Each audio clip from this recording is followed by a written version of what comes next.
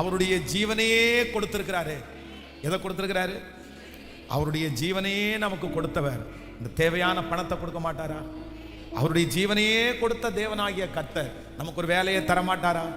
அவருடைய ஜீவனையே கொடுத்த தெய்வம் ஒரு குழந்தை பாக்கியத்தை ஆண்டவர் கொடுக்க மாட்டாரா? அவருடைய ஜீவனையே கொடுத்திருக்கிற ஆண்டவர் நம்ம எதிர்பார்க்கிறத கர்த்தர் தரமாட்டாரா? நான் நம்புறேன். நம்முடைய ஆண்டவர் யார் அப்படின்னு சொன்னா கொடுக்கிற ஆண்டவர். அவர் வனாந்திரத்தில் ஜனங்கள் காடையை கேட்ட உடனே வேதம் சொல்லுது, அத்தனை லட்சம் ஜனங்களுக்கும் ஆண்டவர் என்ன கொடுத்தாருன்னா வனாந்திரத்தில் கர்த்தர் காடையை கொடுத்தார். அவர்கள் தண்ணி தாகம்னு சொன்ன உடனே கண்மலையிலிருந்து அவர்களுக்கு தண்ணீரை ஆண்டவர் கொடுத்தார்.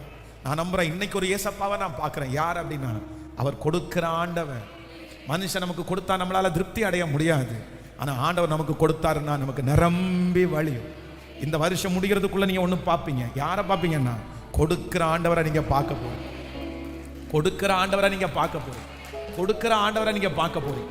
அவருடைய கரத்திலிருந்து உங்களுக்கு நன்மை வரப்போகிறது. எதிர்பாராத இடத்திலிருந்து உங்களுக்கு நன்மை வரப்போகிறது. நீங்க நினையாத இடத்திலிருந்து ஒரு நன்மை வரப்போகிறது. என்னுடைய ஆண்டவர் எப்படி வேண்டுமென்றாலும் கொடுப்பார். ஹல்லேலூயா, ஆமென். ஆண்டவராகிய இயேசு கிறிஸ்துவும் சீடர்களும் ஒரு பட்டணத்திற்குள்ள நுழையும் போது அங்க இருக்கிற பட்டணத்து வாசிகள் இல்ல, டாக்ஸ் கட்டாம உள்ள வரக்கூடாது அப்படின்னா என்னன்னா இந்த விசா எடுக்காம வரக்கூடாது அப்படின்னா. விசா அப்படின்றது என்னன்னா இன்னொரு நாட்டில் நம்ம அந்த நாட்டுக்குள்ள என்ட்ரி ஆகிறதுக்காக கட்டப்படுகிற பணம். சில நாடுகளில் அதை ஃப்ரீ என்ட்ரியா பண்ணிட்டாங்க.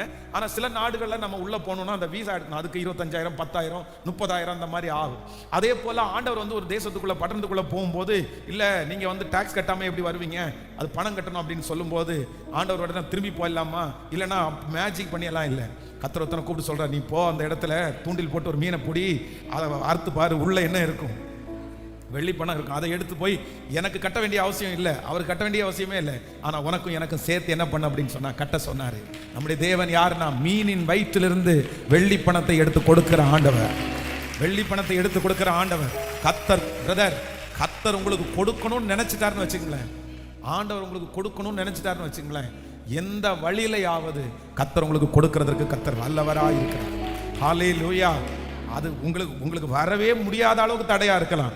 ஆனா அவர் திறந்தா யார் அடைக்க முடியும்? அவர் கொடுக்கிறதை தடுக்கிறது யார் இருக்கிறார்? அந்த தேவன் தான் இன்று வாக்கு கொடுக்கிறார்.